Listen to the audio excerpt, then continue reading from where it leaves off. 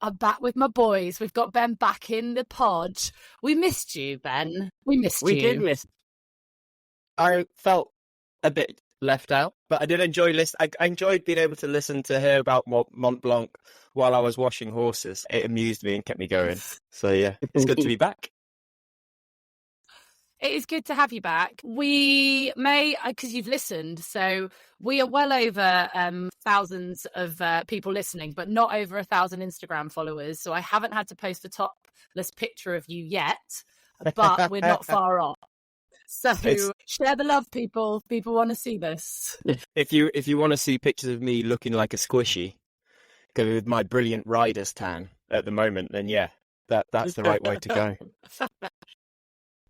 Talking of squishy, I was just saying to you guys, I've just eaten a Ferrero Rocher croissant. Who even invents that? I feel physically sick. So if I have to run to be sick now during the podcast, I apologise deeply.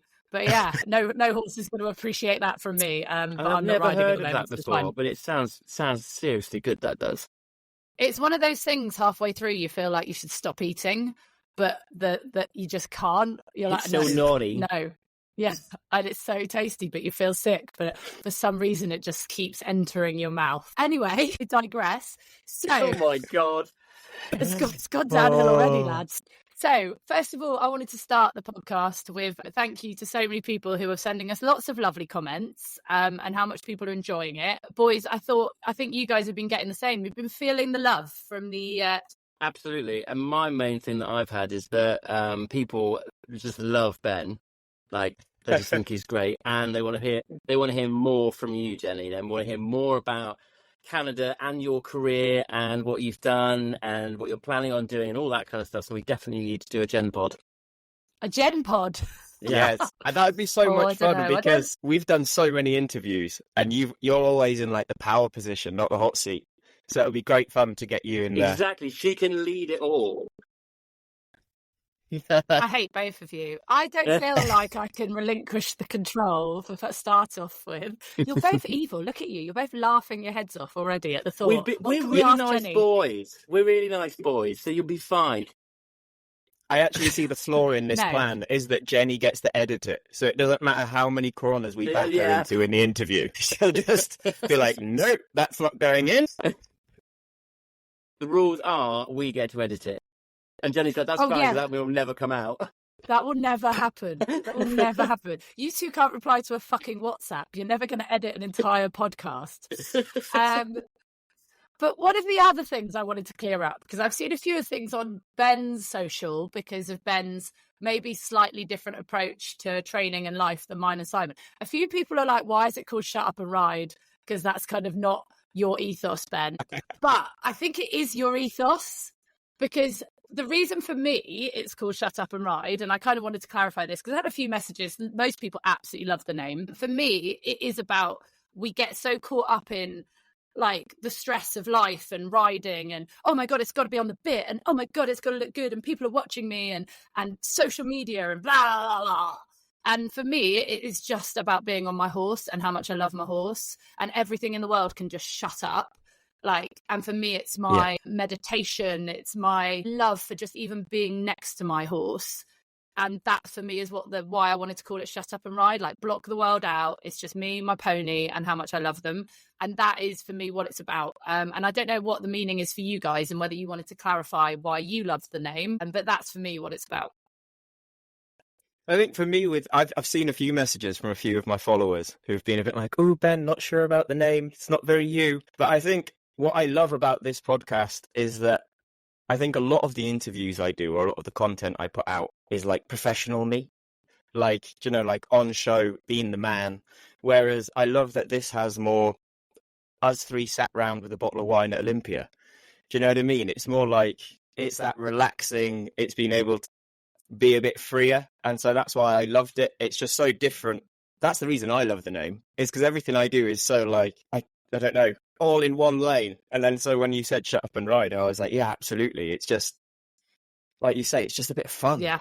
Don't forget that it's, what is it? The Kelly Marks quote, it's an expensive way to be miserable. So yeah, have fun with horses. Yeah, exactly. And what about you, Simon? Why did you like the name? I mean, I just like it because you can sing it, can't you? Shut up and ride.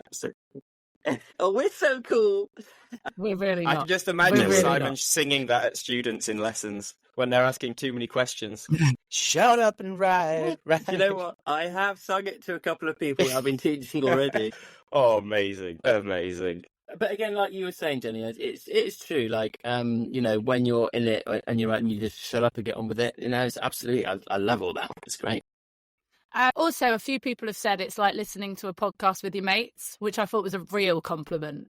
Yeah, definitely. Yeah. Because none of us think we're any better than anyone else with horses in any way, shape or form. We just do it more for a living than most people. If people feel like they're coming on this journey with us and hanging out with us down the pub, which you're always welcome to do, that is what this is all about. So those comments made me really happy. Maybe Definitely, that's something that we need to agree. do later on. When you're in England, What, if we a pub get enough... episode? No, if we get enough like people listening and enough fans following along, maybe we should pick a pub one day when the three of us get together and Yes. do a podcast meetup in the pub. Yeah. Yeah. That'd be I very love that cool. idea. That is a really good idea.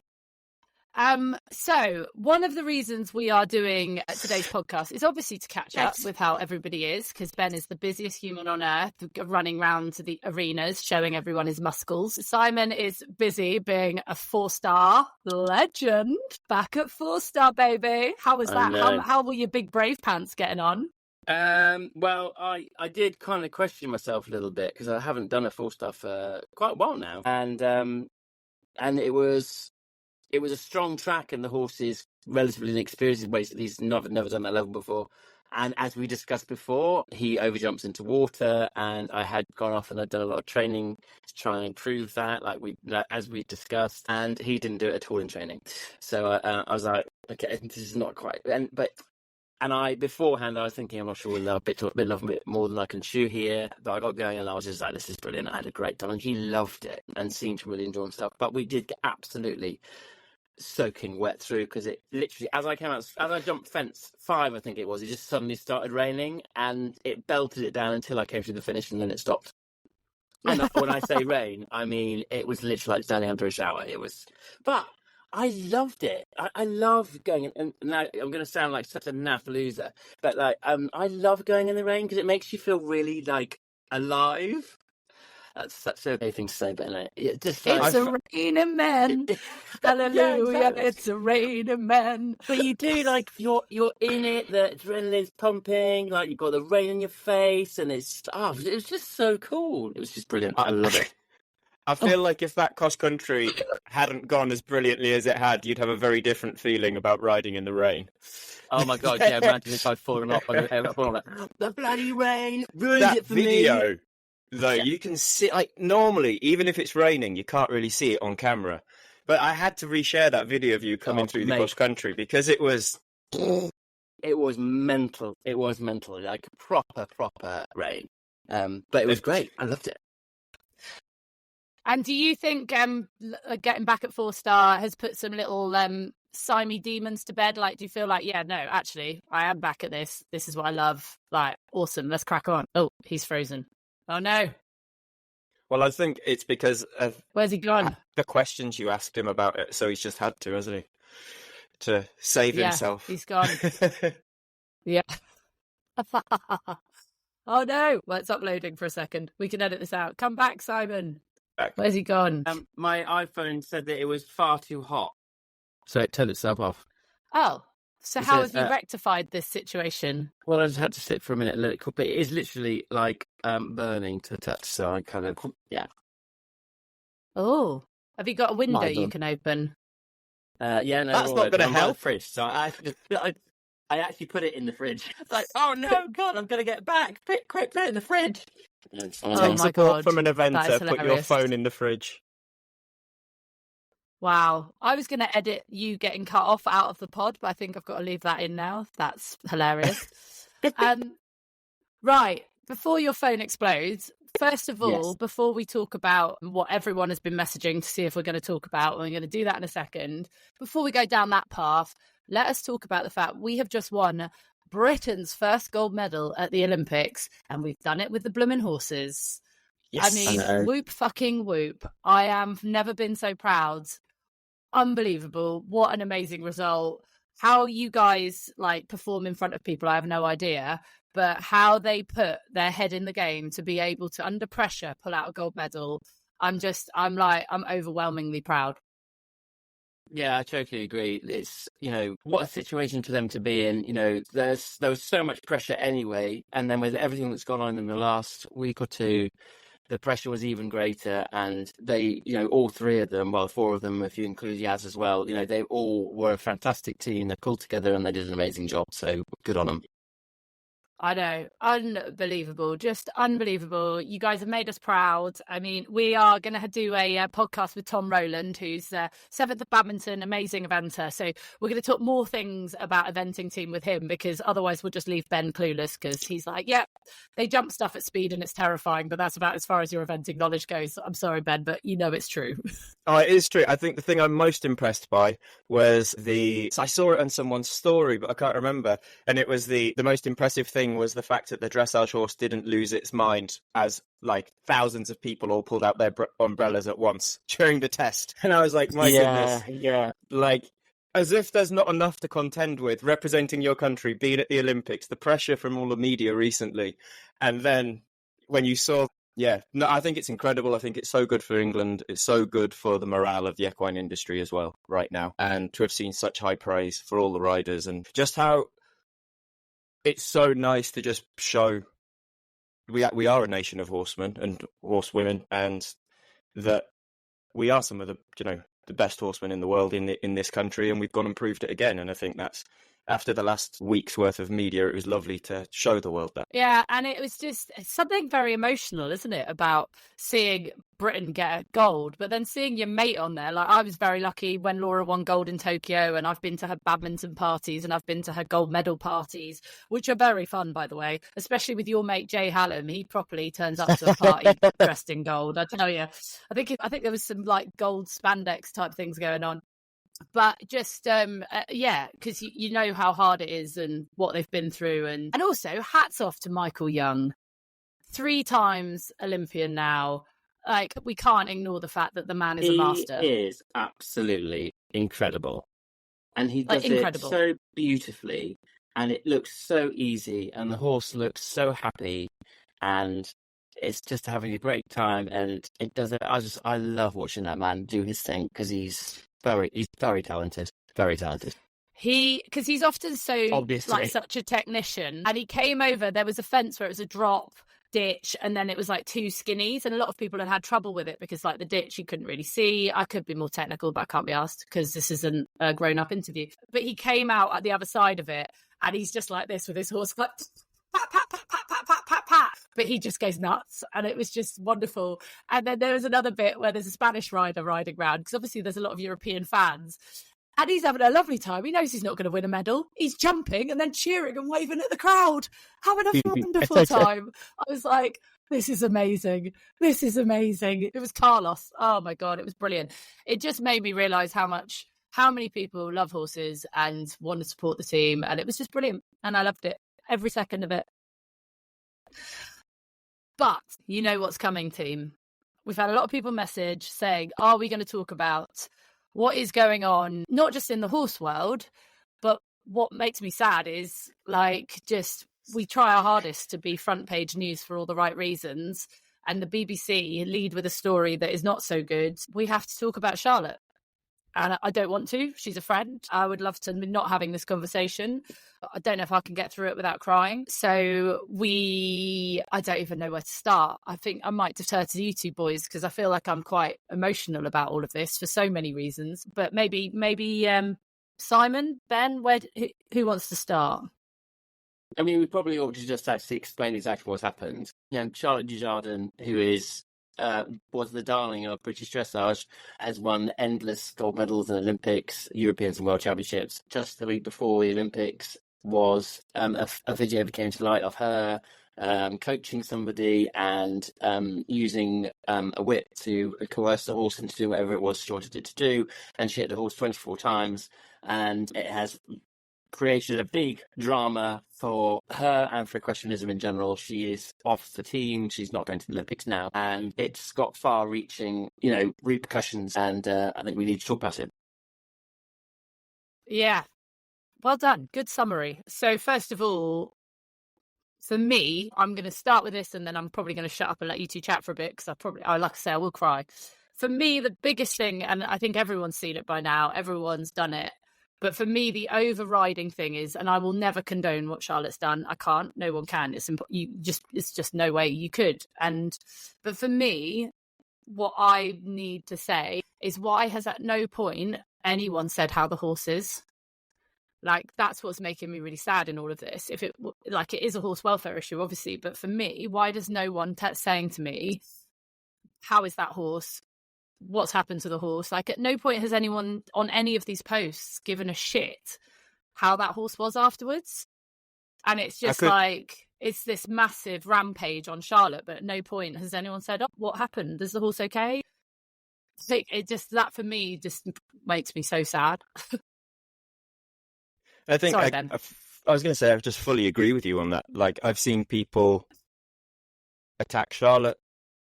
I've seen people defend Charlotte. I've seen people attack the person videoing. I've seen people defend the person videoing. And when all of this is meant to be a conversation about horse welfare, no one has said anything about the horse.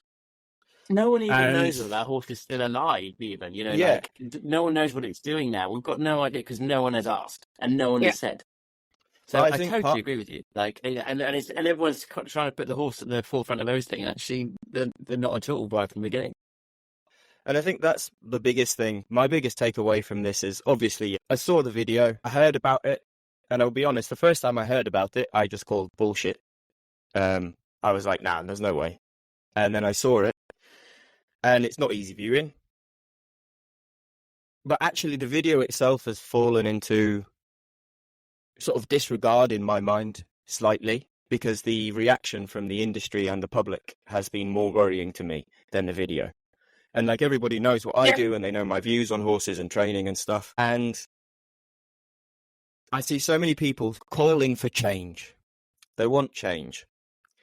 And no one seems to be really pushing in that direction. People either want to attack Charlotte. Now, she's been investigated. She's been banned. I don't know what's going to go on.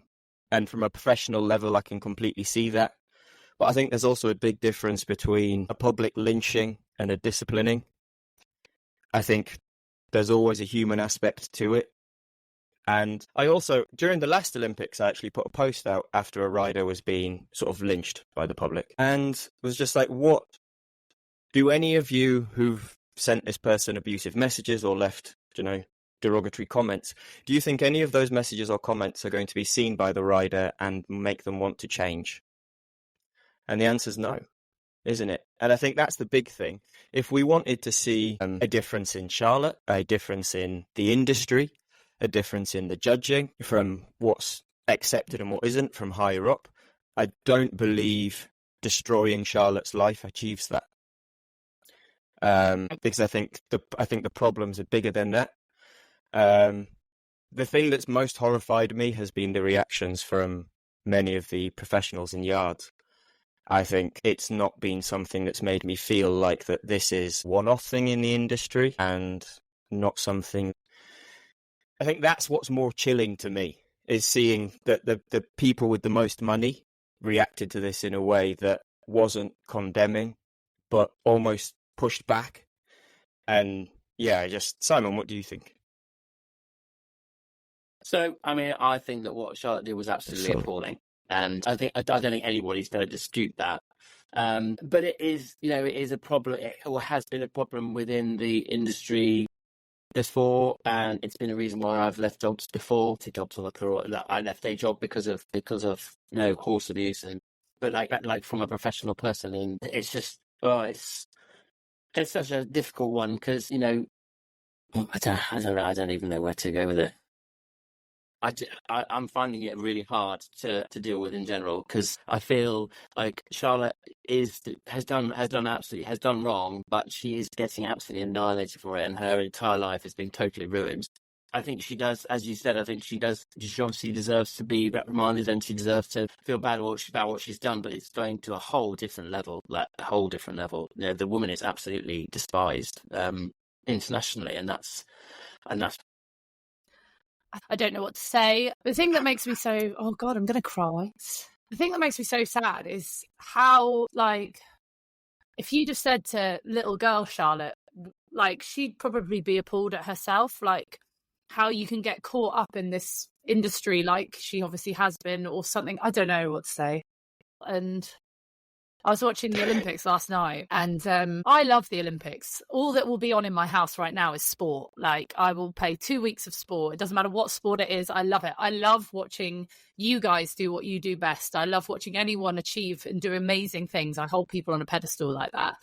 And for me, watching us win gold and watching my kids and explaining what the Olympics is, and I'm friends with Carl, and my kids have seen like his Olympic dress, like all his Olympic kit and Laura's Olympic kit, and it's just so special. Sorry, I'm whittering on because I'm trying not to cry.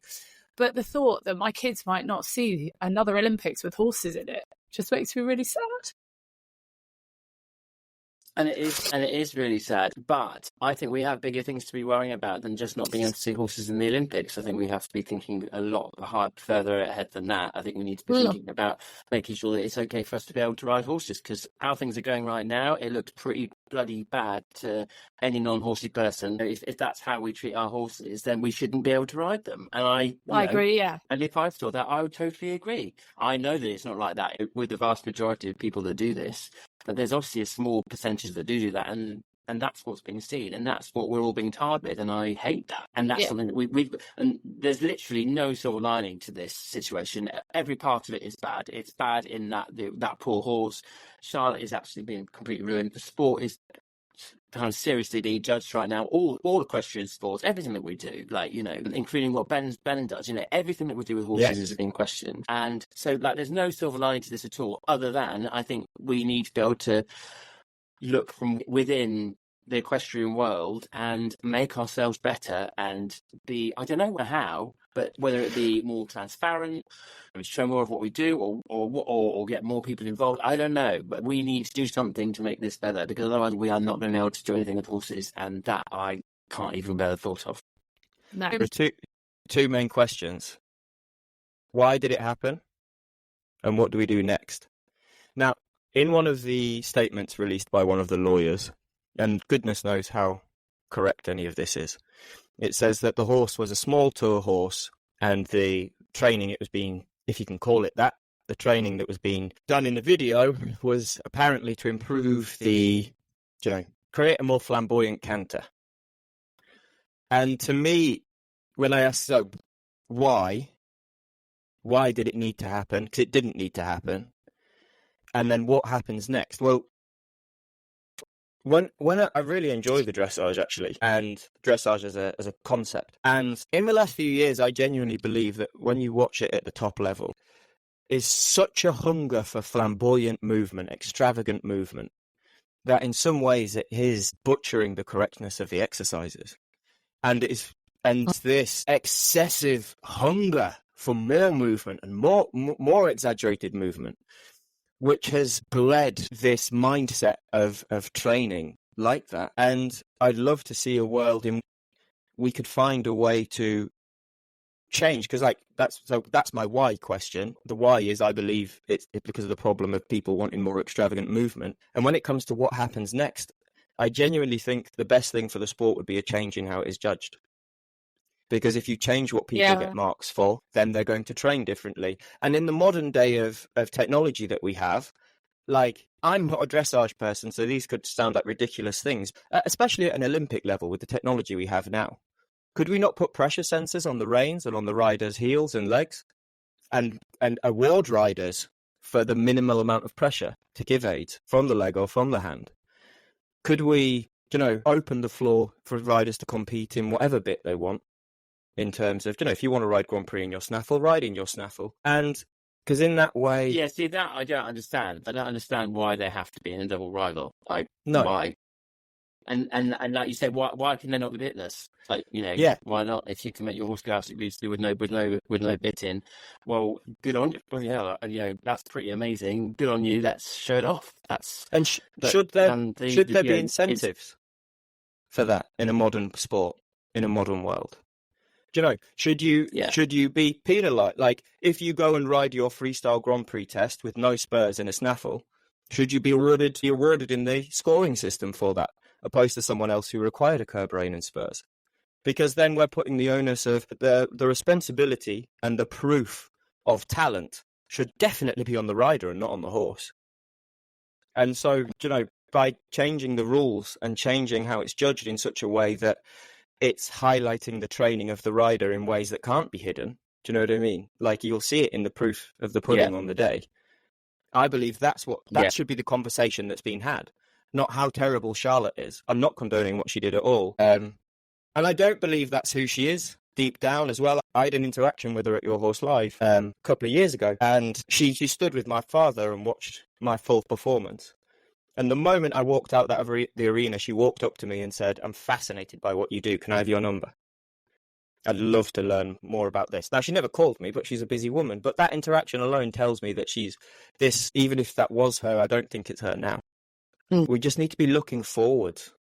What we're going to do about it, because what's happened has happened. And yeah. Sorry, guys, that was a bit of a rant. Do you think that with what she was doing there, that wasn't her horse. She was obviously in a coaching session. She wasn't at her yard. That wasn't at Carl's, was it? And I think one thing that probably did happen in that situation, I could be wrong, but it did happen in that situation, and I've had it with lessons with me. Like, people come and they want a quick fix. They want, there's something that the horse isn't doing, so they want a quick fix. And lessons cost a lot of money. I'm sure Charlotte's lessons were hugely expensive, and so therefore there's pressure on her to deliver an improvement, and so therefore she's cutting corners, and it would seem that maybe that works. I don't know. So she's feeling the pressure, so therefore she's done. And whereas, if somebody came to me and said, it's a little bit different. I mean, I wouldn't be able to improve much on the flat. Jumping wise, say that my horse is stopping, you need to help me and make it jump. And I put it around a quarter of a metre and it starts stopping. I'll literally just, the quick fix would be to force it round. That's not what I'm about at all. So I'd have to strip it all back down again and start, because there's obviously holes in the training. Sorry, I'm waffling. But like the point to that is that I don't think Charlotte really trains her horses like that, because there aren't holes in their training. Like, she would be very methodical about how she did it. So I don't believe that she would be like that with her horses. I think she was trying to do a quick fix. That's kind of the impression that I was getting from it. I don't know. What do you think? I think you're both so much more eloquent than me, the blubbering wreck in the corner. Like, I've never had this reaction to, like, I think because I know Charlotte and I feel like I can't keep emotion out of it. But I think both of you have summed it up in a way that's far better and that I ever could have done. I think we've just got to hope that this is the start of just a positive, bright future for horses, not the beginning of the end. And that's what I hope, and how I hope this will be.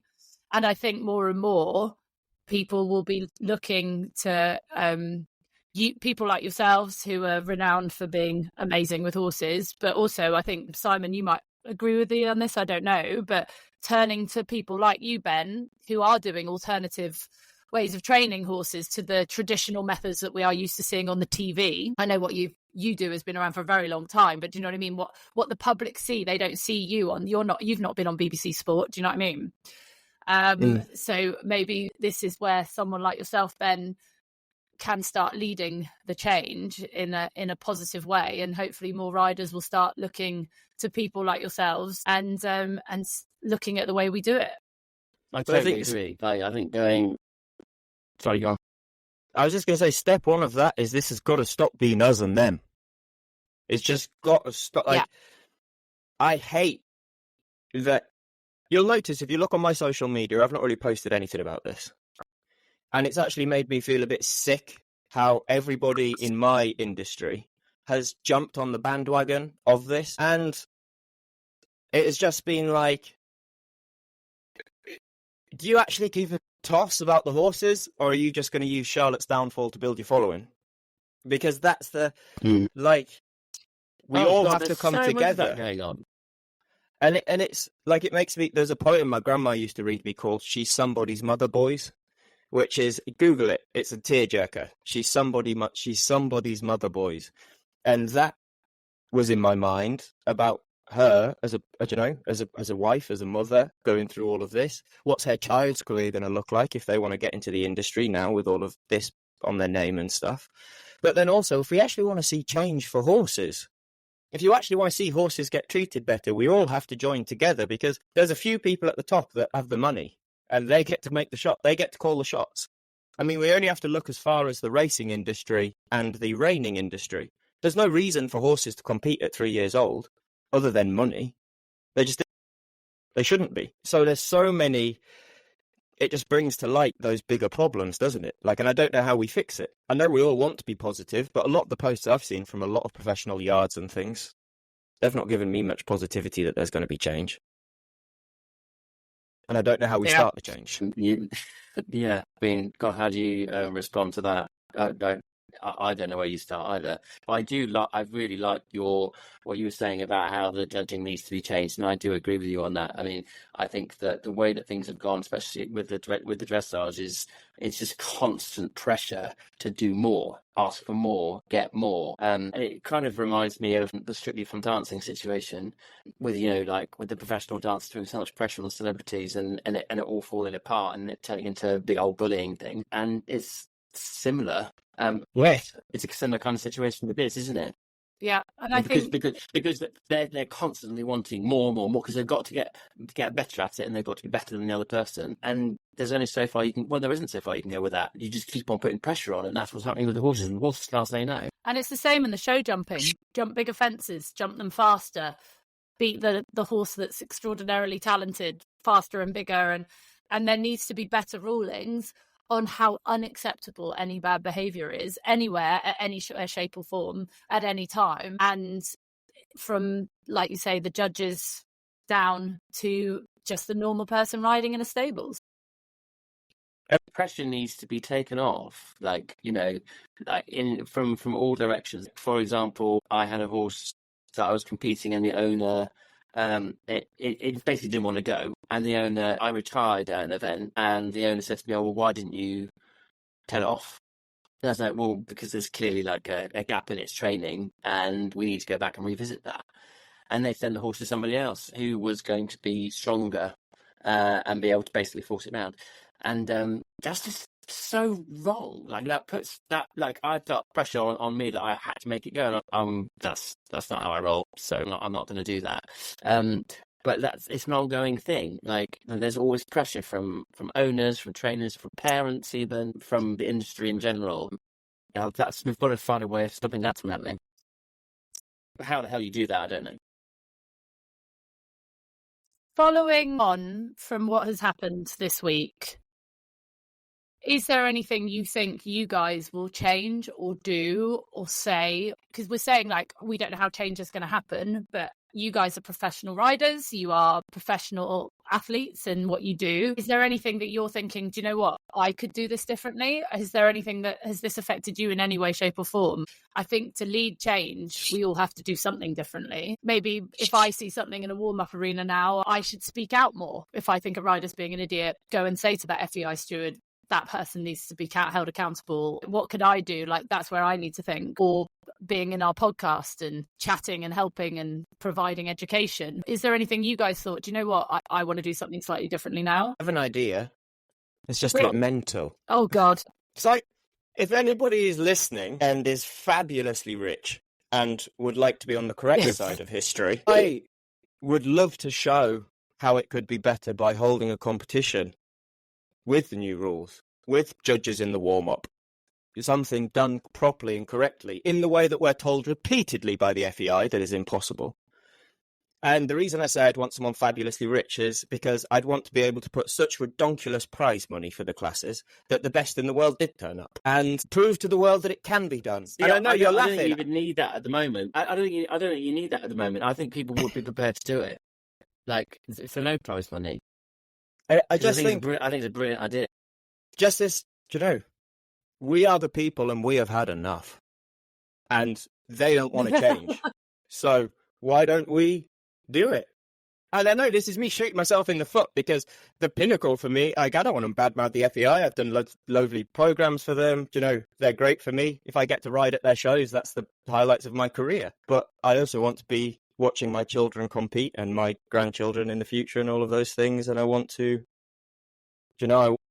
this to be around. And everybody keeps saying they want change.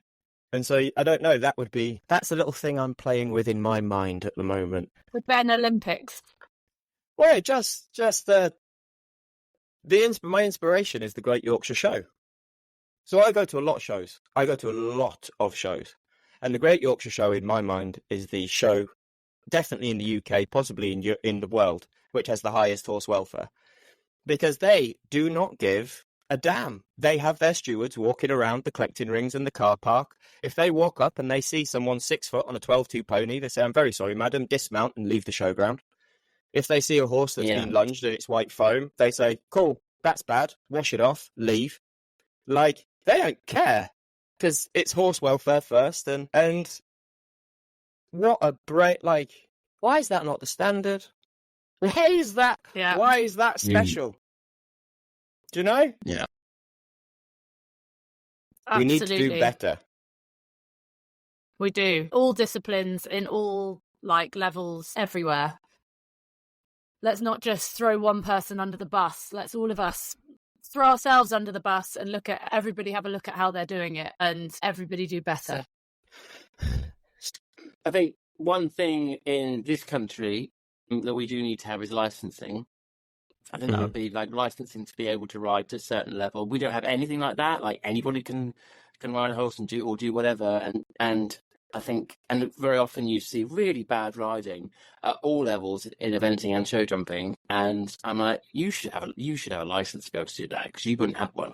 Like, so I think that could be a good start to trying to help improving on this kind of thing and teaching people about welfare and how things should be done properly and in a respectful way towards the horse, because it seems that that's lost very much in lots of situations. I think one thing that I'm going to try and do is be a lot more vocal if I disagree with what someone's doing at a show. I've seen stuff that shouldn't be going on in the past. You always feel a bit like, should I say something, or shouldn't I say? There are the powers that be that should be, stepping in. Why aren't they? Or maybe that's because it's okay.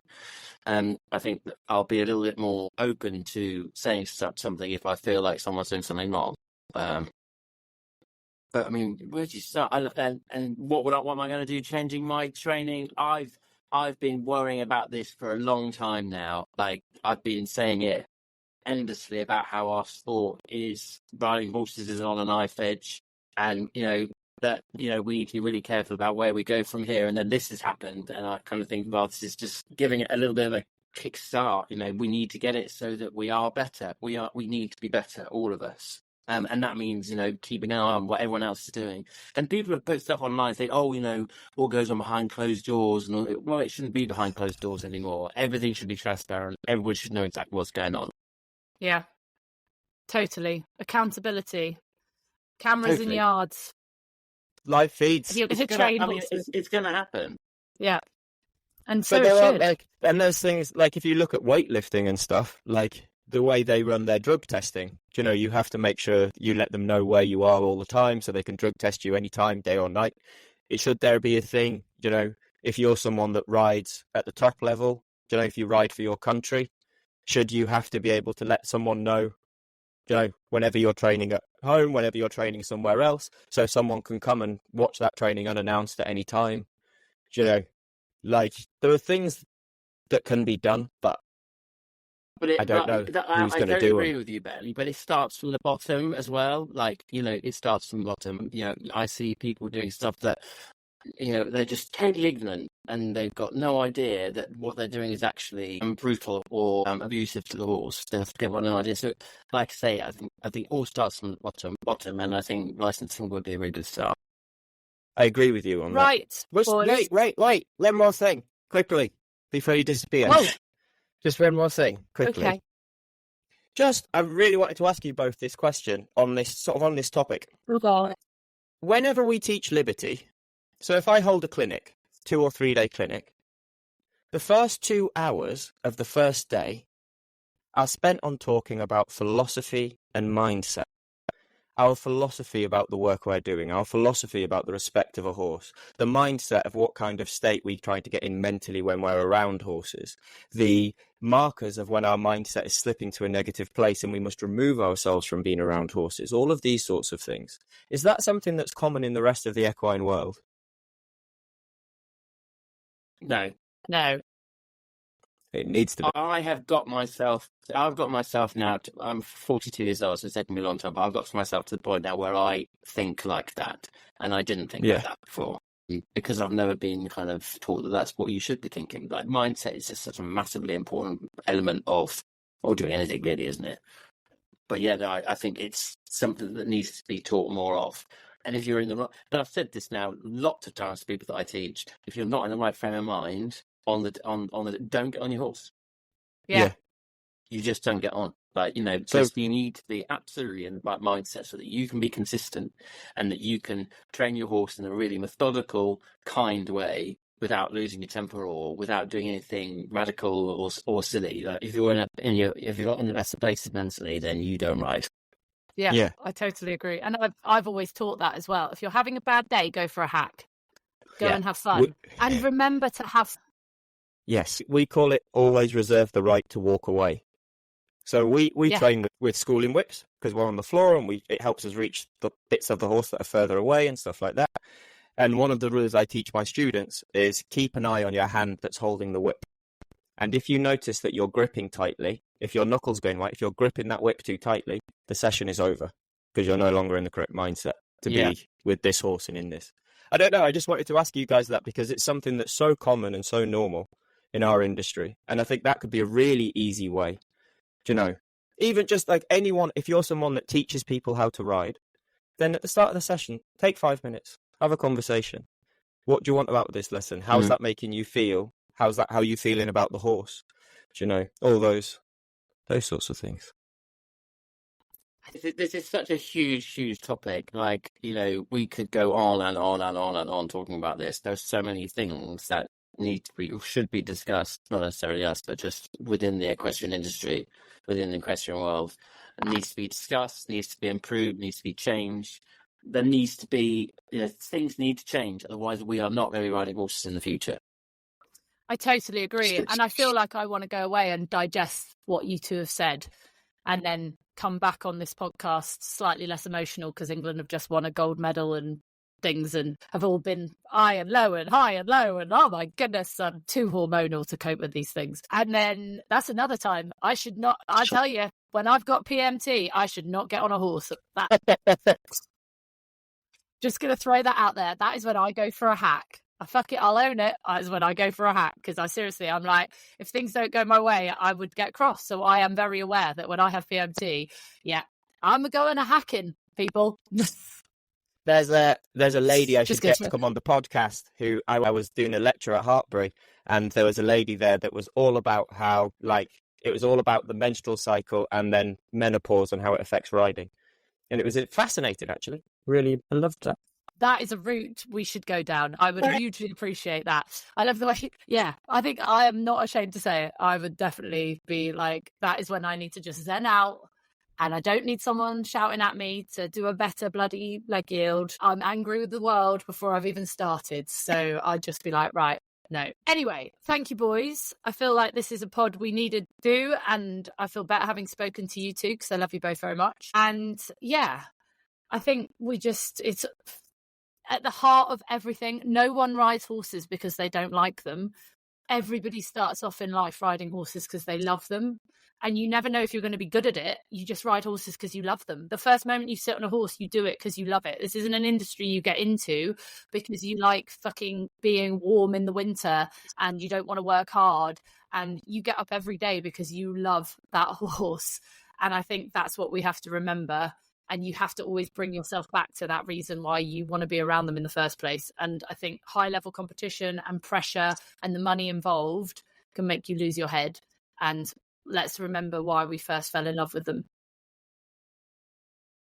What a beautiful way to end. I think it's a very good way of ending that podcast, because it is absolutely true. Okay. It's very often missed. It's totally forgotten at times. That is the reason why we do it. Yeah. It is, because we love pony cuddles. Okay, right. I feel that all is left to say is thank you very much. And yeah, shut up and ride.